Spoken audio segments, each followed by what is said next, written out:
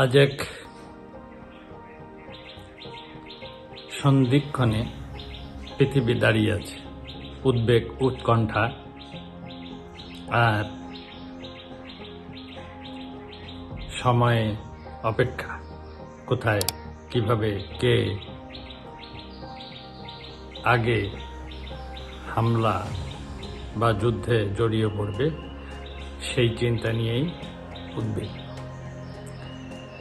তৃতীয় বিশ্বযুদ্ধ কি হবে নাকি হবে না, বা কিভাবে হবে, এই সমস্ত বিষয় নিয়েই মানুষ পৃথিবীর ভীষণ উদ্বিগ্ন। তো সেই প্রেক্ষাপটে আজকের ইরান, ইসরায়েল ও যুক্তরাষ্ট্রের উত্তেজনা, সেই উত্তেজনার ট্রিগারে কার আঙুল, সেটা নিয়েই আমরা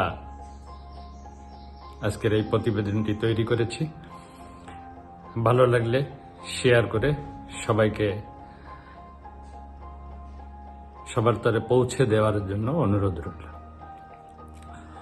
মধ্যপ্রাচ্যে উত্তেজনা নতুন নয়, কিন্তু বর্তমানে ইরান, ইসরায়েল, যুক্তরাষ্ট্র ত্রিভুজের সামরিক উপস্থিতি ও রাজনৈতিক বক্তব্য দুই তীব্র। প্রশ্ন উঠেছে, বড় সংঘাত কি আসন্ন, নাকি এটি শক্তি প্রদর্শনের কৌশল? জনমনের প্রশ্ন। তো আমরা সেই প্রেক্ষাপটে যাওয়ার আগে যুক্তরাষ্ট্র, ইরান এবং ইসরায়েলের সামরিক প্রস্তুতিটা জেনে নিই। যুক্তরাষ্ট্রের উপস্থিতি ও ব্যয়, সামরিক উপস্থিতি কতটা, ব্যয় কতটা, সেটা সম্পর্কে আমাদের একটু ধারণা নিয়ে নিই। বার্ষিক প্রতিরক্ষা বাজেট সাম্প্রতিক প্রায় 880 থেকে 900 বিলিয়ন ডলার। দৈনিক গড় ব্যয় 2.4 বা 2.5 বিলিয়ন। নৌ আকাশ সক্ষমতা সামগ্রিক 11টি aircraft carrier, strike group, 90+ destroyer cruiser, 70টি সাবমেরিন, বিশ্বজুড়ে 800+ সামরিক ঘাঁটি স্থাপনা।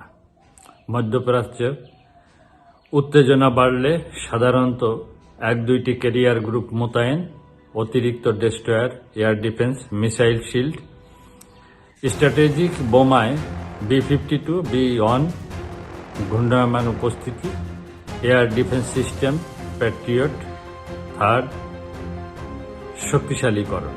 মূল লক্ষ্য সরাসরি যুদ্ধ নয়, বরং ডিটারেন্স মানে প্রতিরোধের মাধ্যমে সংঘাত ঠেকানো। ইরান অসম যুদ্ধের প্রস্তুতিতে রয়েছে। বার্ষিক প্রতিরক্ষা বাজেট আনুমানিক 20 থেকে 25 বিলিয়ন সংখ্যায় কম, কিন্তু কৌশলে ভিন্ন।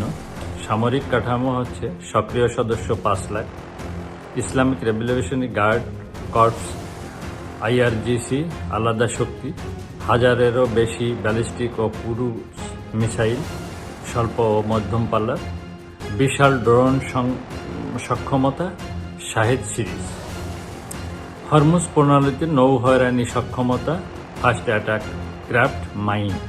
কৌশল সরাসরি মুখোমুখি নয়, বরং অ্যাসিমেট্রিক ওয়ারফেয়ার ও আঞ্চলিক প্রক্সি নেটওয়ার্কের মাধ্যমে চাপ সৃষ্টি।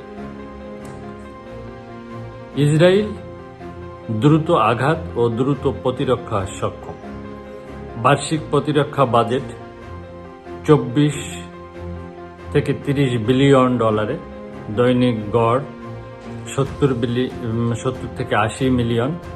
সক্ষমতা হলো উন্নত বিমান বাহিনী, F-35 on I, F-15, F-16, বহুপর্দা ক্ষেপণাস্ত্র প্রতিরক্ষা, আয়রন ড্রোম, ডেভিড সেলিং অ্যারো। পারমাণবিক সক্ষমতা আনুষ্ঠানিক স্বীকৃতি নেই, তবে বৈশ্বিক অনুমান রয়েছে। কৌশল প্রয়োজনে প্রি এমটিভ স্ট্রাইক, আগাম হামলা ও নির্ভুল লক্ষ্যবস্তুতে আঘাত। তাহলে এই তিন শক্তির বিশ্লেষণে বড় হামলা কি আসন্ন বা অবশ্যম্ভাবী? যুক্তরাষ্ট্রের হিসাব, প্রতিদিন 2.5 বিলিয়ন ব্যয়ের সেনাবাহিনীকে শুধু রিটার্ন এর যুক্তিতে যুদ্ধ শুরু করা বাস্তবসম্মত নয়।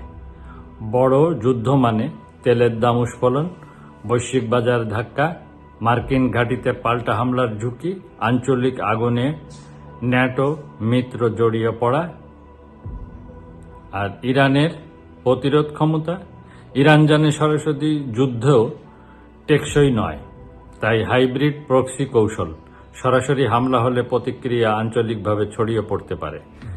ইসরায়েলের নিরাপত্তা ও অগ্রাধিকার, ইসরায়েল নিজের নিরাপত্তা হুমকি দেখলে সীমিত লক্ষ্যবস্তুতে আঘাত করতে পারে, কিন্তু পূর্ণাঙ্গ আঞ্চলিক যুদ্ধ এড়াতে আন্তর্জাতিক সমর্থনও বিবেচনায় রাখে।